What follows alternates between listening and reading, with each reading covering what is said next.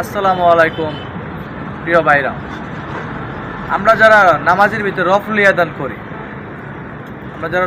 করি অনেকজন মুসল্লিরা ডিস্টার্ব হয়।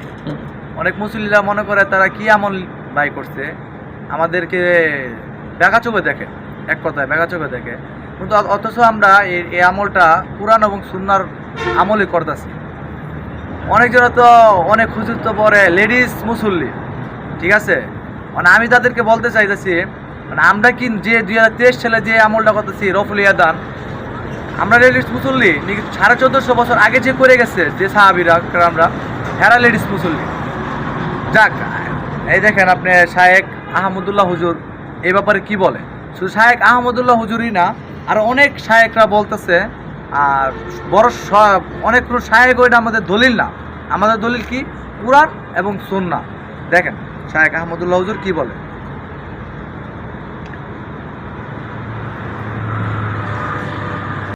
যে সমস্ত ভাইরা রফে আদাইন করেন, যে সমস্ত ভাইরা আমিন জোরে বলেন, তারা আমাদের ভাই কি ভাই না বলেন। কিন্তু আমাদের দেশে মসজিদে এটা নিয়ে গন্ডগোল আছে না নাই?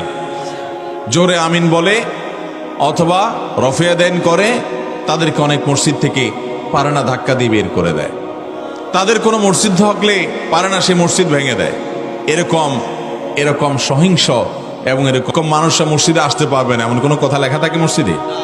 তাহলে বোঝা গেল মসজিদে চোর, বাটপার, টিনচোর, গমচোর, দুর্নীতিবাজ, সুদখোর, ঘুষখোর, মাদকের কারবারি, এমনকি যৌতুকখোর ধরলে তো বেশিরভাগ লোক এখানেও ধরা পড়বে।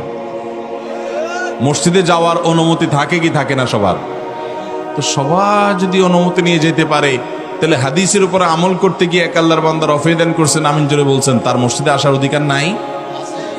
তাহলে এগুলো নিয়ে আমাদের মধ্যে বাড়াবাড়ি হওয়া উচিত না।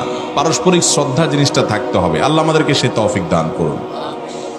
এই যে প্রসিদ্ধ মাযহাব অনেকগুলো আছে, এই অনেকগুলো মাযহাবের ভিতরে ধরুন হানাফি মাযহাব, ইমাম আযম আবু হানিফার মাযহাব। এটার মানে কি? ইমাম আযম আবু হানিফা যা বলছেন কোরআন হাদিসের সাথে মিলুক বা না মিলুক অন্ধভাবে সেটা মানার নামই কি হানাফি মাযহাব? এটা ভুল, এটা হানাফি মাযহাব না।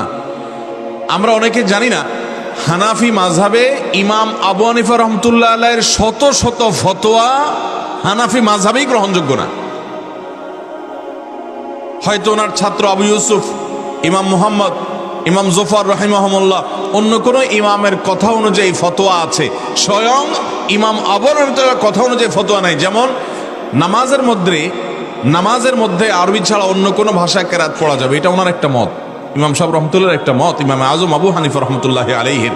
কিন্তু এই মতের সপক্ষে খোদ হানাফি মাযহাবে ফতোয়া নাই। কারণ হলো তার ছাত্রদের কাছে মনে হয়েছে যে না,